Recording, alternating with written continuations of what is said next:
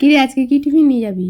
আজকে না আমার প্রচুর পিঙ্ক পিৎজা খেতে ইচ্ছে করছে, মা বানিয়ে দাও না। পিঙ্ক কালারের পিৎজা? হ্যাঁ ঠিক আছে চল। আচ্ছা, তো সকাল সকাল যেহেতু স্কুল যেতে হয়, মানে টিফিন বানাতে হয়, তাই জন্য রাত্রি থেকেই ব্যাটারটা বানিয়ে রাখবো। রাত্রিবেলাতেই এটার মধ্যে সুজি, টক দই, হানি আর নুন দিয়ে এটাকে ব্যাটারটা বানিয়ে রেখেছিলাম। ও হ্যাঁ, মেন ইনগ্রেডিয়েন্টস পিঙ্ক কালার করার জন্য অবশ্যই বিট সেদ্ধ করে সেটাকে পেস্ট করা ছিল, তার মধ্যেই কিন্তু এই সুজির ব্যাটারটা মাখিয়েছিলাম।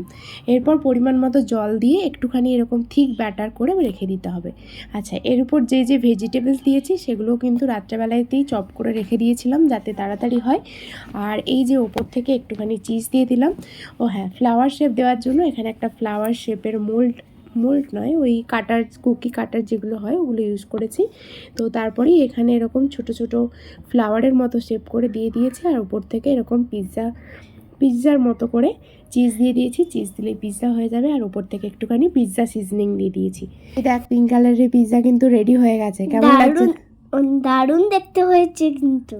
হ্যাঁ, সব খেয়ে চলে আসবো। টিফিন যেন একদম খালি হয়ে আসে, ঠিক আছে? হ্যাঁ, আপনাদের যদি টিফিনটা ভালো লেগে থাকে তাহলে একটা লাইক করে দেবেন।